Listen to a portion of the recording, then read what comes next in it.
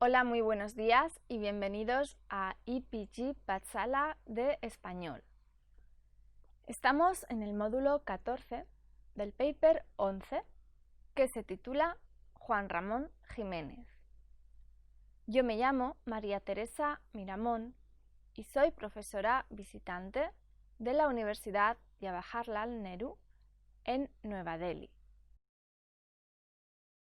El objetivo de este módulo es tener una breve idea sobre la vida de Juan Ramón Jiménez, destacar los rasgos más sobresalientes de su obra y su estilo de escritura.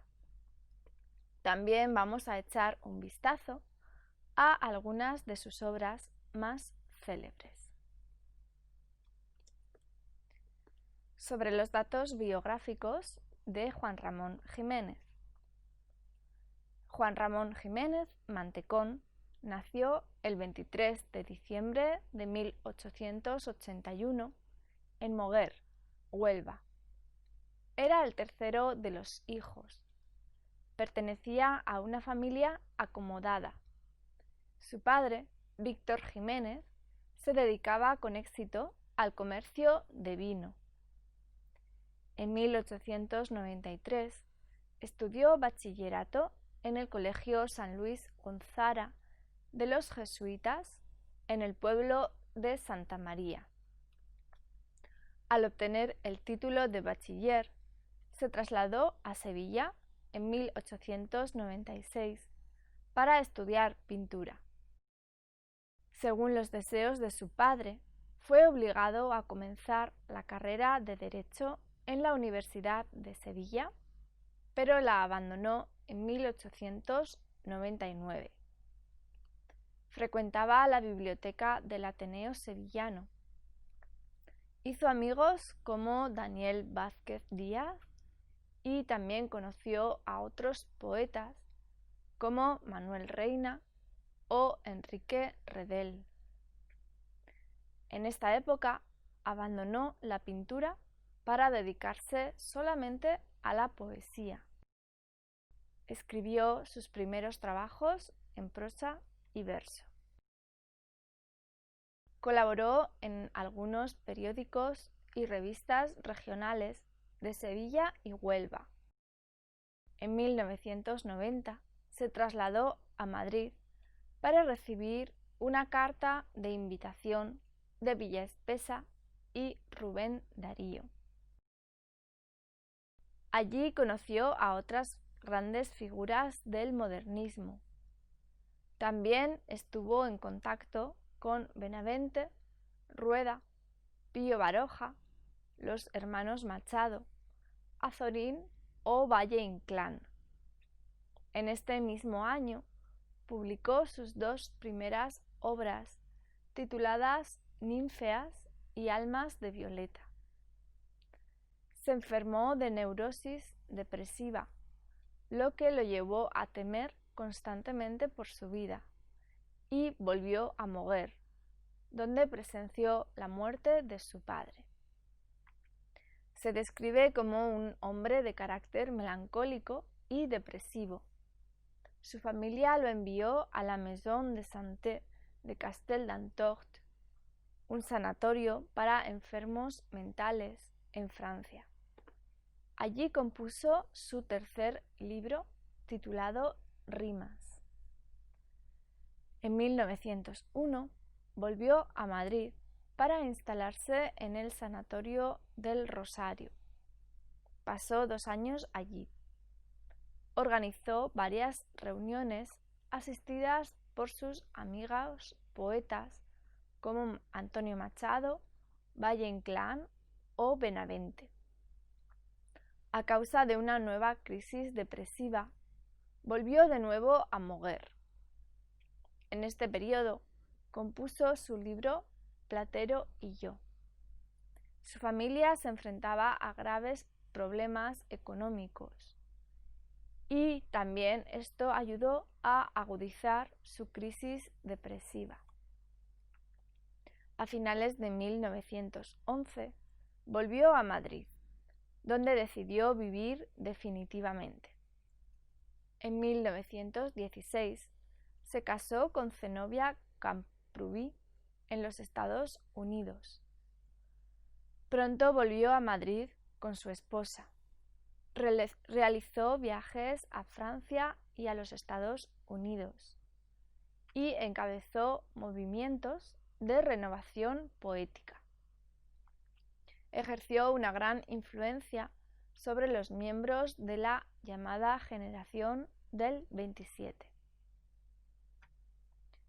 Cuando estalló la Guerra Civil en 1936, el poeta se exilió a los Estados Unidos, Cuba y finalmente se instaló en Puerto Rico. Recibió el Premio Nobel de Literatura en 1956, pero justo 3 días después murió su mujer. El poeta murió el 29 de mayo de 1958 en San Juan de Puerto Rico. Vamos a hablar ahora sobre su estilo. Juan Ramón Jiménez ha producido una obra muy extensa, sobre todo la obra poética en prosa y en verso. La voz de este poeta, caracterizada por la metamorfosis, evoluciona a lo largo de los años y al mismo tiempo gana en agilidad. Su estilo también se ve transformado a lo largo de sus años. Aunque su obra se define por una sucesión de estilos, cuenta con una fluida continuidad. Así, el poeta vuelve una y otra vez a los mismos motivos y formas para reelaborarlos, donde sus obras tempranas siguen la corriente del modernismo, las anteriores tienden hacia las tendencias nuevas. En sus creaciones literarias hay una predominación del sustantivo. Se destaca el afán del poeta por sustantivar otros elementos de una oración.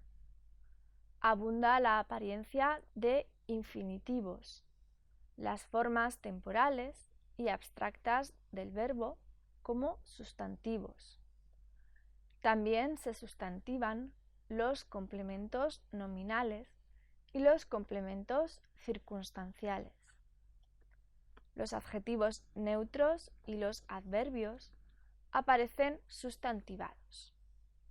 Recurre al uso de violentas elipsis. Es evidente una tendencia a la abstracción. La abundancia de los sustantivos contrasta con la carencia de adjetivos. Su poesía gira en torno a la búsqueda de la realidad eterna y esencial de las cosas. Sus versos transmiten el sentimiento de una honda soledad. El poeta se encontró desprendido de la vida pública. Se caracteriza por una aguda hiperestesia. Es evidente su melancolía. Los tonos transmiten un dolor agudo y punzante. La suya es una poesía minoritaria, envuelta de dificultad y hermetismo. Siempre está presente una gran inquietud y una constante búsqueda. Su poesía se dirige hacia la búsqueda de la belleza. Además, se define también por su búsqueda del conocimiento y la eternidad. Adula lo bello, sí, porque según este poeta, la poesía es una forma de conocimiento. Es un modo de penetrar en lo esencial de las cosas. Nos lleva hacia las últimas verdades. Además de esta sed de belleza y de eternidad, es muy evidente su ansia por encontrar la verdad. La fugacidad del tiempo y de las cosas es otro tema recurrente. En su primera etapa se ve influenciado por el movimiento simbolista, una tendencia prevalente del fin de siglo. Hay un predominio de los recursos expresivos y motivos pertenecientes a esta estética. Muestra gran interés por el subconsciente y utiliza la sinestesia. La segunda etapa ve la predominación de lo simbólico, sin dejar del todo los rasgos de la corriente simbolista. En este periodo es muy evidente su deseo de evadirse de la realidad inmediata. Pretende elevar sus experiencias a lo simbólico. Se funden la concepción religiosa del poeta y la perspectiva simbólica. Encontramos símbolos muy diversos y polivalentes en los versos de Juan Ramón Jiménez. A menudo recurre al simbolismo para desvelar su desorientación vital. Su obra adopta un tono decadentista. Se percibe la melancolía. El otoño simboliza la fugacidad del tiempo. Aparecen una y otra vez los símbolos autumnales como las hojas secas. Menciona, por ejemplo, el tibio sol de octubre. En algunos lugares esto simboliza la regeneración a través del amor o la plenitud, y en otros presenta lo decadente. Otro símbolo estrechamente ligado al otoño es el crepúsculo.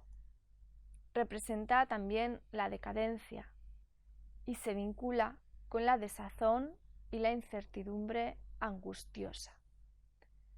El atardecer, junto con el otoño, transmiten un sentido de nostalgia. Después de volver a Moguer en 1905, la tarde pasa a encarnar la paz y la quietud. Utiliza muchas imágenes cromáticas. Abundan los tonos dorados. El amarillo es un color que representa con frecuencia. Conlleva tonos melancólicos de oro y verbaliza connotaciones lujosas. Recurre a menudo al juego de las imágenes. Retrata una sensualidad exquisita, uniéndola con una dolorida conciencia del tiempo. Cuando la tarde simboliza la paz, el autor recurre a los colores oro, cobres, malvas, violetas, etc., para representarla. Estos símbolos encarnan el fenómeno del paso del tiempo. Otros temas importantes se relacionan con la muerte y la resurrección. Abundan las referencias también a niños muertos, con la que pretende demostrar la contradicción simbólica entre la vida y la muerte. Es muy evidente la angustia que siente el poeta. El cementerio aparece a menudo como otro símbolo, el símbolo del otoño, que representa el paso del tiempo y el ciclo anual, simboliza la muerte y la resurrección. De nuevo saca a la luz el contraste entre la vida y la muerte. Al embellecer las estaciones en sus versos, el poeta muestra su admiración hacia la naturaleza. Las estaciones representan el devenir cíclico. En sus versos, la mariposa llega a representar el resurgimiento. El árbol es símbolo de un universo armónico. Vincula el viaje con la muerte. Es muy evidente la melancolía en el tono. En unos lugares representa la muerte como una compañera dependiente de nosotros. A menudo sobrepone el misterio. Vamos a hablar ahora de su obra poética. Su trayectoria poética se divide en 3 etapas. Primero, la época sensitiva. Segundo, la época intelectual. Y tercero, la época suficiente o verdadera. Vamos a hablar primero de su época sensitiva. Este periodo incluye las obras desde sus comienzos hasta aproximadamente 1915. Su trayectoria literaria empezó a una edad muy temprana. Aparecieron sus primeros poemas en 1898, cuando tenía 17 años. Estas primeras obras tienden al postromanticismo beckeriano y son de un tono más bien adolescente. Pronto llega a ser evidente la influencia de la estética modernista. Es el modernismo de tipo sensorial. Destaca este modernismo intimista entre 1908 y 1915. Utiliza de manera liberal el color y otros elementos sensoriales. A menudo recurre a la adjetivación, sobre todo de tipo sensorial. Utiliza un léxico modernista, en el que aparecen ritmos sonoros y amplios, sobre todo el alejandrino. Refleja la confesión sentimental. Por ejemplo, en su libro Arias tristes, aparecido en 1903. El poemario contiene 76 textos y se divide en 3 secciones. Cuenta de una forma sencilla la forma en que el poeta representa las emociones de un modo transparente. Hay cierta unidad formal y una unidad de tono. Aparecen acentos beckerianos. El neorromanticismo va junto con los aspectos modernistas. Además, cuenta con un intimismo simbolista. Recurre a los versos de octosílabos y asonantes y se percibe una suave musicalidad. El lenguaje es sin adornos y el paso del tiempo y la muerte son temas centrales. Transmite el sentimiento de la soledad, al igual que el de la melancolía, sobre todo del yo poético. Es muy evidente su tristeza. Una atmósfera envolvente hace sentir su presencia. Recurre a una forma melodiosa. Muchos de los poemas se ligan con el tiempo que el poeta pasó en el manicomio borbolés. Se basan en el temor de volver al retiro materno. Otro tema fundamental es el deseo de unirse con la naturaleza. El valle simboliza esta fusión e incita un abandono intivital. Incita un abandono antivital. El tono predominante es de nostalgia. El poeta desea un mundo imposible en que se puede renunciar a la propia identidad. La primera sección, Arias otoñales, tiene como tema central el temor a la muerte. La tensión surge entre el deseo de llegar hasta un nirvana imaginario y la gravitación hacia el mundo exterior. Manifiesta la inseguridad. La segunda sección es Nocturnos, donde se centra en torno al marco del jardín. El tema de la muerte encabeza esta sección. El poeta retrata la separación del cuerpo y el alma. Además, incluye las descripciones de la desintegración del cadáver. Recuerdos sentimentales forma la tercera sección, con evidentes raíces biográficas. Los poemas surgen de su experiencia del tiempo pasado en Burdeos y el sanatorio del Rosario. Adopta un tono sentimental, una sensualidad marca estas experiencias. Retrata recuerdos, dibujando escenas de ruptura, reconciliación y despedida. Se ve al poeta ensimismado en su tono melancólico. Ahora vamos a hablar de su época intelectual, su segunda etapa, que abarca desde 1916 hasta 1936, el año que abandonó España. Se inició con la publicación del poemario Diario de un poeta recién casado. Esta frase cuenta con una nueva sencillez.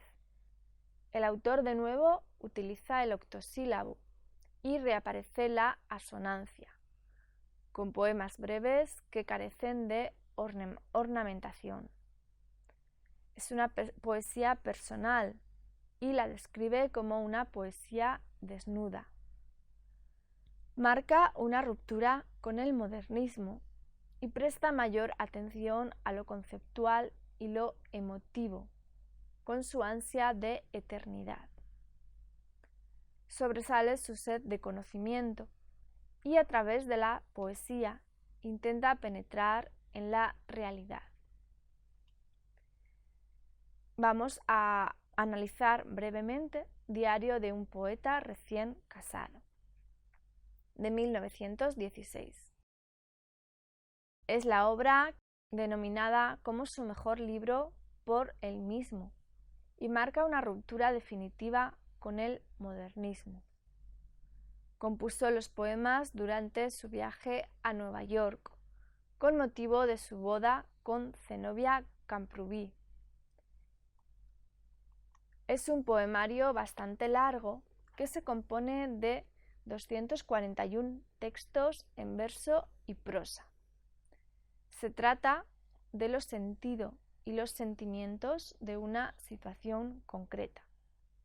La obra se divide en 6 secciones que corresponden a varias etapas del viaje de Madrid a Nueva York. Hacia el mar forma la primera sección.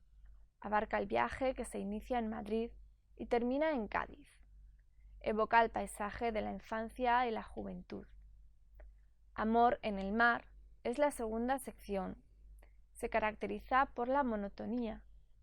Hay una carencia de incidentes y los poemas cuentan con una dificultad intensa.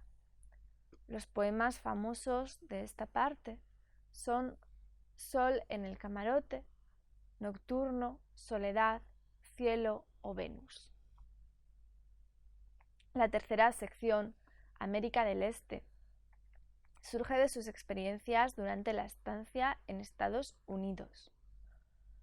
Uno de los temas centrales trata de los amores del poeta recién casado y otro eje central es la animadversión que la vida norteamericana inspira al poeta.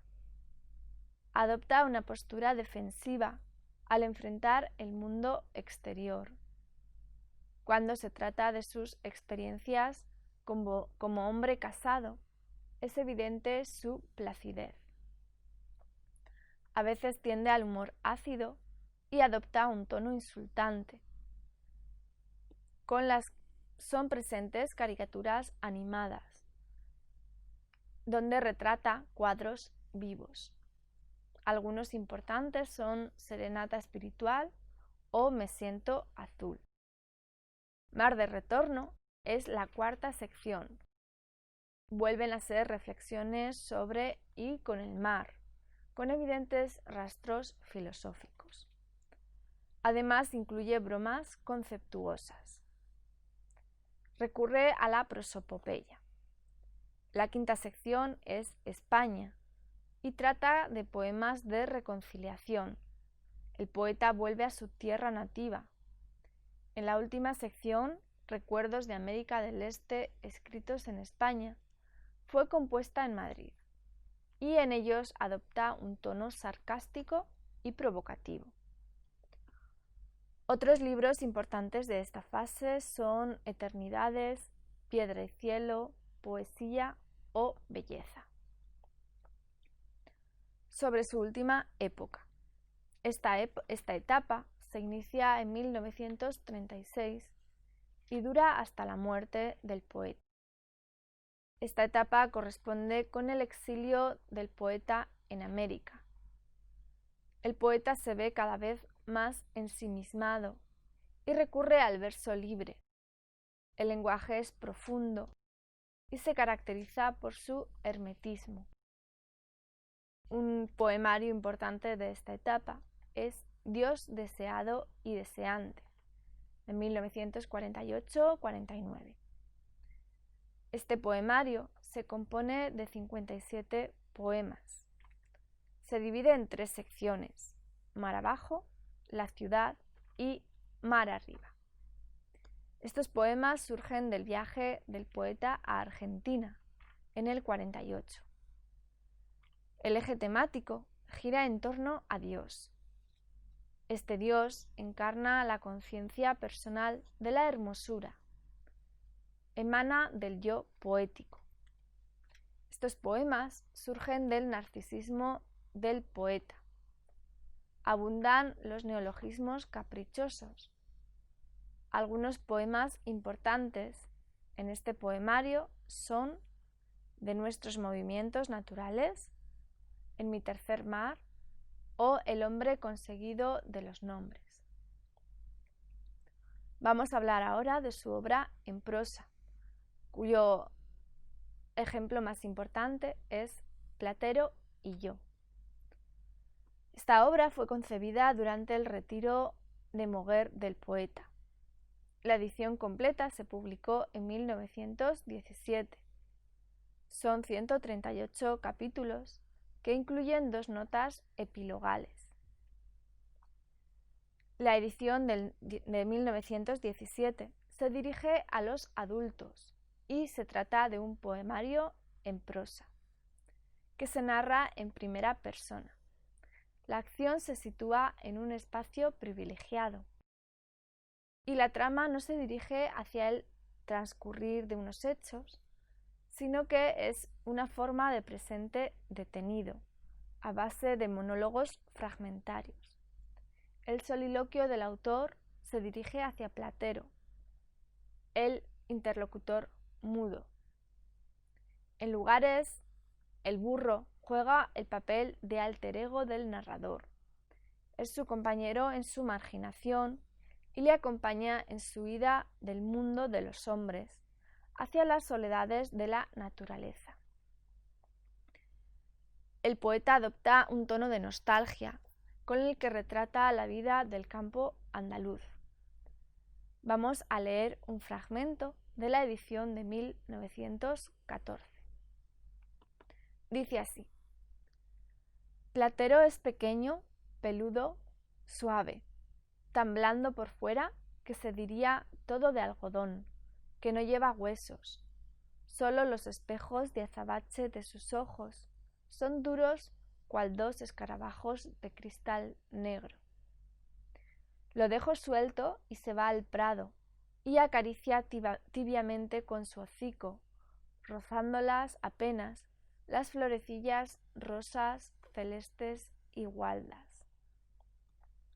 Lo llamo dulcemente Platero y viene a mí con un trotecillo alegre que parece que se ríe en no sé qué cascabeleo ideal.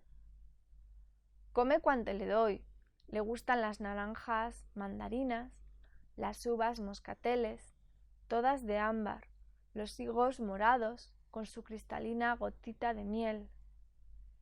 Es tierno y mimoso igual que un niño y que una niña, pero fuerte y seco como de una piedra. Cuando paso sobre él los domingos por las últimas callejas del pueblo, los hombres del campo, vestidos de limpio y despaciosos, se quedan mirándolo. Tiene acero, acero y plata de luna al mismo tiempo.